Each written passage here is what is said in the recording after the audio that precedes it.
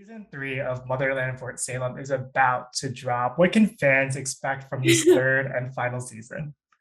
So I keep emphasizing that this is a tricky question for me. So at the very beginning of shooting, we were block shooting one and two, which means we were intermittently shooting scenes from one and two, so we could jump back and forth between scenes from each episode in the span of one day. So about halfway through shooting, I got into a car accident with my driver, and someone hit us, and it was a really nasty car accident that actually gave me a pretty bad head injury that put me Oh out no. with memory loss and such. So yeah, so Motherland worked extremely hard to coordinate they had to basically change the trajectory of the story and adjust the story arc so that I had healing time because I Hmm. was still quite insistent on coming to work. I don't think I understood the gravity of my injuries at the time, and I was just adamant on coming to work. We had just started, and every moment is so precious because we knew that this might be the last season we have. So, of course, I wanted as much time as possible with our team, and that wasn't allotted for me when the car accident took that from me. So, yeah, Motherland really gave me time to heal, but in order to do that, they had to sort of shift around what they were Hmm. doing. And I think that really changed the trajectory of the story. So, probably from episodes like 3 to 6, I don't know much of what's going on. I wasn't able to read, I wasn't able to go on my phone. Basically, sat in the dark for about a month and a half before I started doing things again. And then as soon as I was gradually going back into work, it was kind of that was the focus. And so something I sort of promised myself was to watch as an audience member Yeah. the time, and I thought it might be a bit more authentic considering my character is removed and sort of in her own story arc at the time. Because what happened was when we went back to shooting, they jump cut a few of, wherever my character is in the story, they sort of peppered some into the episodes that I wasn't present to shoot for. So I will be as much surprised by the show as the audience is, and it should be very very interesting watch. I mean, the tone of Motherland. If you look away for 10 seconds, you're missing something. So yeah, I'll be holding on to my seat like the rest of everybody, but I can ensure that in the true spirit of Motherland, it will twist your heart each possible way and keep you on the edge of your seat and yeah, pay attention because thanks to Elliot's beautiful giant brain, if you look away for a second you'll miss an important detail. You've played so many powerful female characters throughout your career. Who have been the women in your life who have shaped the artist that you are today? Wow, that's a big one. I mean, obviously, with Motherland, I would say, I had the privilege of working with so many spirited females, and really taking a seat and watching them work has been a highlight of my career. I think it taught me a lot about myself and what femininity means to me, and I think it initially taught me the absence of my own femininity and how attached I was to the idea of masculinity in the way that I approach the world and conversations and a business space. I think that I was very attached to the narrative of masculinity and in the way that I approach most everything, my environment, my relationships. So it taught me to be a bit more intuitive. It taught me to listen more. It taught me to watch and observe and look inward for wisdom and validation. And I think these are really important balances to have. As much as masculinity is important, Yeah. the balance of both is key to living a happy, gracious, grateful life. And yeah, that's something that a lot of the females on Motherland taught me. I mean, especially Amanda Tapping, having her as a leader and our director producer for the last 2 seasons has really allowed me to paint the image I want to see myself in over the next, however many years of my career. I think her footsteps are those to be watched very carefully, and it's very admirable to watch her work and to watch her give the shirt off her back for the people around her, because that's how much she loves the craft, and that's how invested she is, and that's how much she loves people and collaboration. And I think that is, yeah, that's something that I want to see myself do. I admire her so greatly that way. She just sent me an email today, so I was just, thinking of her fondly. But it's a very great question. There's been so many.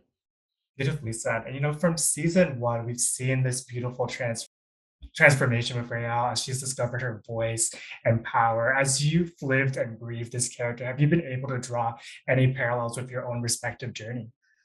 Oh, absolutely. I mean, I walked alongside this character for 4 years, so that's double the amount of time I spent in high school.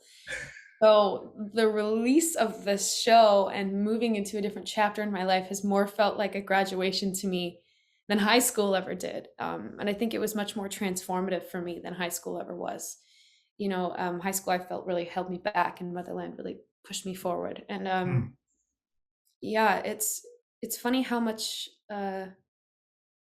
life imitates work and art, as we all like to say. And yeah, much of what it happens in the world of Motherland mimics and mirrors what's happening out here in many different ways. You can really connect the dots if you look. There's a lot of similar messaging, in what we see in our politics, or just our everyday lives, or our interpersonal relationships, and intimacy between friends and partners. It touches base on all of those things, and that's been one of my favorite things about Motherland, is how expansive it is that way. And it really it's hard to have a show that really yeah. hit the nail of everything. And I think it really reached into every pocket and had something to say, about the political standpoint or the emotional standpoint of all the topics that we do touch base on. And we don't shy away from the heavy stuff, and I think that's one of my favorite things, was getting to explore grief at the same time that I was exploring grief and death and heartbreak. I'd broken up with a partner, and at the very same time my character was breaking up with her love interest. And it was just so many things in parallel. And navigating the loss of someone who was, a parental role, or so pivotal in the way that you are growing, and taught you to, to be the way that you are, and how you stand, and how you embrace the world. And losing someone that has taught you that, and that has tied you to how you know yourself. Yeah, I lost my grandpa. I lost two of my friends that I went to high school with, that were very dear to me, over the span of creating the last few seasons. And you see all of that in there. And I think, I all of the other girls, as they're navigating their own journeys and hardships too, so much of it is real, and we really had to be there for each other, or else it falls apart. And we, just like the characters do, if we don't communicate and speak with each other, and we aren't honest about how we're feeling, we don't lean on each other, and we don't ask for help, the dynamic crumbles. And that's something that our characters, I think, really taught me for sure. And it's okay to ask for help. It's okay to rely on your team. It's okay to connect, and show the ugly, scary parts of yourself. We saw each other hungry and angry, mourning, and grieving, and at our happiest too. We saw all of the ugly parts of each other. And I think that's it's a bond that's hard to break once you let it happen. And I think, Yeah. fortunately for us, it was the organic way. Yeah, I've got a question about your bond later on in the interview, but some of my favorite moments with you and your character are when we see her at her most vulnerable, often with her parents, and you bring so much nuance and strength in those moments. As an actress, how do you prepare to get into that mindset for those scenes in particular? I mean, it's definitely situational. I know every character, or every actor, has an approach to bringing those vulnerable moments to their characters. And everybody's so different. And I've changed my tactic depending on what the situation is, or what I'm going through in my life at the time. Because sometimes you can try and pull on past grievances, and if you're doing really well in your life, sometimes that's just, it doesn't it doesn't work. The emotions don't want to budge because your brain knows that it's not real, but your body doesn't. So when you are pushing your body through the reliving of these traumas, your body can't just, shut it on and off like you're, going to work. You can logically tell yourself that, but your body will take it home with you. And so I think there's a natural resistance when you're Mm, feeling good about yourself that it doesn't come so easily. So there's different ways to pull. I mean, I sort of lucked out that, a lot of the times my character was feeling very vulnerable. I was in a really raw moment in my life. I was grieving or going through heartbreak, and I think I was able to really pull from that as my character and myself were in parallel at that point. But I mean, there have definitely been times where I think if you don't if you can't connect something from your physical present life, that the best option is just to really be there, to be present, mm. to really connect with the person in the room, and when you're speaking to them, listen to their response, even though it's written, even though it's predetermined. Just listen and be observant. I think that's also a lot more interesting to watch as an audience member. My character often doesn't say a lot, but Yeah. she's a listener, which is like where we are very different that way. But that's something she taught me, and I think listening triggers the empath in all of us and the intuit. And I think just tapping into connection and femininity and bonding that way will really just bring it to where it needs to be. I think if you just focus on the other person and let go of whatever is going on that you're resisting, then I think it's easy to get there. Beautifully said again. And you've shared in the past that you came onto this project like any other as an artist who wanted to create, and you never imagined the impact that this character and story would have on audiences who get to see their stories represented on screen. What has it meant for you, both personally and professionally, to get to play this character? And how has she impacted the way that you look at future roles and characters?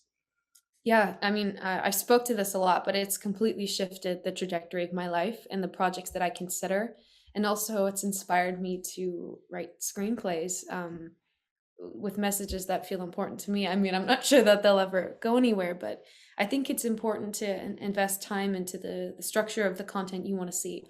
If you're not seeing it, then why can't you make it?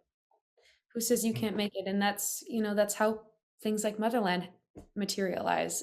Someone just really believes enough in the message needing to be shared, and look what it's brought us. It's a family that will I can take with me, and everyone on the show we can all take with us far past this experience. What Motherland will it will never be a dying thing. It's finite. mhm. The story exists. The Yeah. message is out there, and it can only be shared further. So we're really, really fortunate that way with the kind of people that we've attracted to our show and how invested they are and how much they care. Um, it's really shown me the impact that storytelling with gravity and importance has in the value of people who aren't seeing their representation on screen. And I think it's made me completely rearrange the idealisms I had in where I wanted my career to go. I've also started a company that's sort of related to, I haven't spoken so much about this yet. It's still kind of in the early works, but it's relating to stuff that Motherland has taught me, and the the people, our viewers, the family we've created, what they've taught me through sharing experiences and just being vulnerable and having a safe space to come, like Twitter, where we can all open Yeah. up that conversation. It's completely changed my life and the way that I view the world, and also the way that I conversate and the way that I think. I always admit that I was quite oblivious to the lack of representation because I always saw myself growing up on screen. I have blonde hair and blue eyes, and I'm white, and cisgender presenting, and it was never something that I struggled with. So it wasn't till I started making friends in other communities and moving to a city that was, far bigger, had further diversity, that I began to understand the gravity of the absence of representation on screen and in media, and how much I want to incorporate that into my life's work, and what I want to see when I look back at my life, and the impact that I've left. So it's certainly been a driving force in the way that I walk in the world now. And speaking of that company that you've just started, when can we get a little bit more news about? I mean, eventually I hope to talk more about it, but it's a product I'm developing, so that's as much as I Very can say. cool. That's a good teaser. That's Yeah, totally fine. Hey, yeah. you wrapped filming a couple of months ago. What was that final day shooting like? Was it everything that you expected? Everything and nothing that I expected. Like you can't you can't part with 4 years. I refuse to part with the last 4 years of my life, or with the people and the journey that I've navigated, with all of the old and new pieces of me. Yeah, I refuse to part with it. But the last day of shooting, um, it was hard. Obviously, there was a lot of tears leading up to it. But funny enough, I mean, I cried, of course, on the last day, but I think I'd really shared my fill of tears in the week prior. But the last day, I felt very present. I felt very connected. I felt very accepting. I think I was really confused over the last week or so of shooting, and not knowing how to say goodbye to this character or these people, or if I had to, or what that meant, or what it would look like. I've never been good with goodbyes or commitment. So, I was sort of really forced to face two of these fears of mine that I don't I don't function well with. So, I think if I didn't have the team that I did, it wouldn't be as hard, but I also wouldn't be able to get through it the way that I did. And we all really leaned on each other. We all let each other know how much we meant to each other. Hoping to jet out to Europe in August, so maybe I can see Amalia, and then Lynn's in New York, and I love going there. And Ashley's just a couple hour plane ride away in LA, and Jess is now here in Vancouver, which is awesome. So she will be hanging Oh, out with cool. us during the premiere. Jess will be here. Um, so yeah, I all I can say is I really refuse to part with this story, and I think it's so much greater than just the little pocket we're leaving Yeah, behind. With how it's really proven itself, and how expansive it's been with our community and our yeah, viewers. And, it's the ripple effect, and it just keeps going and going. And I can only hope it'll inspire other storytellers the way yeah. that it grabbed me, and other creators and artists. And you know I'm just trusting in the network, and trusting in the path that we're walking the way that we're meant to. Yeah, it's a story and characters that are going to stand the test of time. And with streaming services, people are going to be able to still discover it. I know you said you're not going to part ways with these 4 years, but did you take anything on set as a memorabilia of your experience? Of course. I don't know if I have it here. I might. I have here. I might grab it. I have this backpack, which Love it. is full of my uniform. So of course I had to take my uniform with me, and I have so much memorabilia. I have like a whole box there. But I took a lot of costumes. Um, I have my training props with learning rope dart. At the very, very beginning, the pilot, I have all our training stuff and our gloves. And yeah, I held on to a lot of stuff. I have lots of fan art and letters, um, just boxes of stuff that's, Motherland themed. I even have it. I have an altar right there. You can turn to see. It's right there. So I have like a witch's altar, but Yeah. I have a lot of Motherland stuff in there, and like I'll get it for you. I have this one necklace that the girls made. Actually, I have two.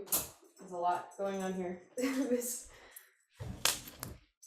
This was given to me by one of our biddies. It's a like a dream catcher of Catcher, sorts. yeah. And same with this spirit feather. And this was given to me by Kylie, Uh, little voodoo witch from where she's from. And this, I think, was given to me by one of the girls. It's also about being a witch. And then this one as well, which was, I think, yeah, I don't know which one, Jess or Ash made this. I think it was Jess, but it says my number ones. oh. And we had nicknames for each other. So I'm Fury, Ashley was Storm, and Jess was something like Shiny. She was Shiny. We called her Shiny, and so mine says Fury. Yeah, And we have lots of great stuff. I have like my dog tag here somewhere. I have my medallion. Lots of stuff. I have like a little. Oh, I'll show you this. Jess made us this. It's a little mini me. I love Funkos. Yeah. Yeah, we have so much great stuff. I mean, I could go on and on, like playing show and tell, but thank you for letting me share this stuff because it's just, it's my private, sentimental things that I like to hold on to. So, It's also the perfect segue to this next question, but the sisterhood that you formed with Ashley and Jessica radiates off the screen. Having spent the last 4 years with them, what's one fun fact about each of them that fans would be surprised to learn? oh gosh. Oh, oh my. We really spend a lot of time challenging each other, but um I mean, this is probably really predictable, but like Ashley probably breaks character the most, and she just is like she'll laugh, she'll fully like go full Ashley in a scene if something's funny that's said. She'll just there's lots of bloopers of her. She loves making bloopers, and before the camera cuts, she'll do something funny just to really keep the spirit alive in the room. And we work really long hours, so Yeah. she's definitely felt as like the big bright funny energy. So she's so much fun. Um, and Jess and I kind of had like a bit of a book club going. I guess we'd take turns recommending each other books. And then Tony, I'd say, kind of joined partway through. We'd all have like our book discussion. So it's so interesting, like what each relationship gave, and like how there was a different facet of my personality. I think was split up like a little pie between each person that came on our crew. Like there was all these different pieces of my personality that flowed well with someone else. It was just really quite surreal. Like, yeah, I think Ashley and I were super goofy, but Jess and I could be really serious, and we'd really get into philosophy and like stuff that you should be asking at 3 a.m., but like at 2 p.m., it was just like way too early to be asking what the point of life is. But we'd go into that at lunch just for fun. And yeah, it's fun to see the dynamic and how we all had different parts of each other that we shared that made the dynamic work. Hmm. You've said in previous interviews, and you were talking about this earlier, how this show has sparked kind of new areas of your creativity. Have you ever thought about releasing a single, potentially a debut EP? Yeah, I just got some good news about some of the music on Motherland today. So hopefully they'll release some more information. But Mm, I'll leave you that's a those good. breadcrumbs. Of course, I'm always thinking about releasing music. Music's a very big part of my life. Actually, I think it was Elliot at the very beginning of shooting. He came into my trailer and was just sort of, as we were gearing up to shoot season one after the pilot. But a lot of things were different, and we were kind of, we went from the pilot scenario to shooting a full season. So things were changing, they were fast, they were on the fly. And I think I had a lot less time to focus on music, and music was a really sacred part of my everyday or weekly ritual. And it's something I had a lot less time for. And I was just sort of talking to Elliot about this because he also shares an immense love for music. We share that affinity. And he said, Well, the nice thing about music is music always waits for you. And I think Mm, that's something that really stuck with me and I've carried throughout my career as an actor since. And trying to find peace in, having to sacrifice a lot of the things that you love because that's part of the job. And sometimes, it asks that you sacrifice where you live or your relationships. It strains a lot of that. So you really have to love what you do because you give up a lot to be there. And yeah, that's something I think that's really stuck with me. And I've written an entire album since. I probably have at least an EP and an LP worth of music, but I made a demo and I haven't done anything with it yet because I'm my own worst critic and it's not where I want it to be. But my dad has really gotten into music production lately, and we've built a studio at our house in Kelowna. so cool. Yeah, so my dad and I are just sort of playing around, and every time I go out for a weekend, we jam out, we play music and connect, and that's something I got to do with for Father's Day yesterday, which is really So nice. But cool. but maybe something will come out of the woodwork with my dad. So fingers Fingers crossed. crossed for that. Yeah, fingers Yeah. crossed for that. And you've also been doing more conventions recently. You gotta Uh-huh. do like an acoustic set at one of these conventions. Oh my God. Oh, I was terrified, tormented. I'll share this like horribly embarrassing story.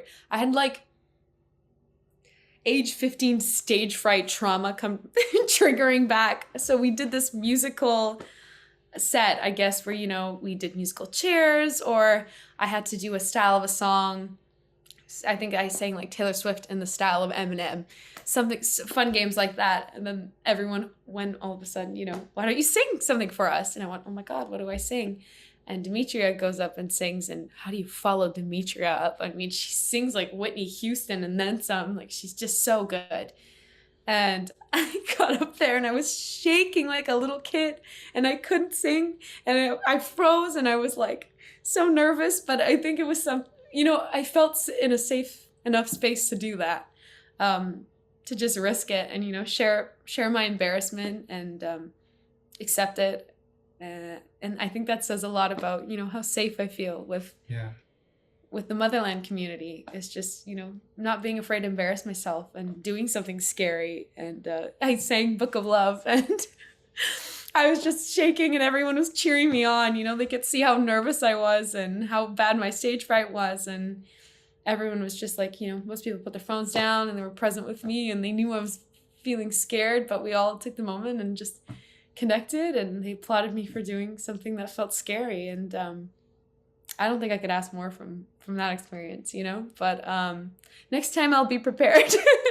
I bet you were fantastic. I've rewatched that scene so many times. I was blown Oh, that's away. so sweet. That's so sweet. Thank you.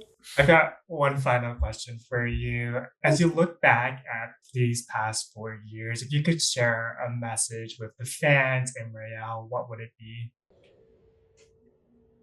There is value in leaning on people. There is strength in asking for help.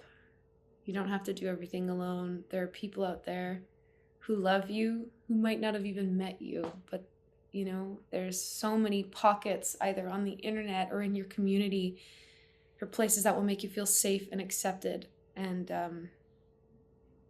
it might not feel like it all the time, but my Twitter's open. You can always tweet me, and there's an entire world out there with open arms. You just have to look in the right places.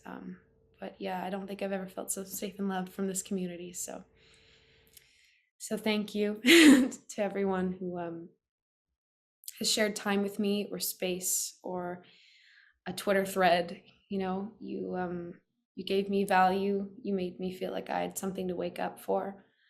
And I know a lot of people have shared the same sentiment with me. So thank you for being family.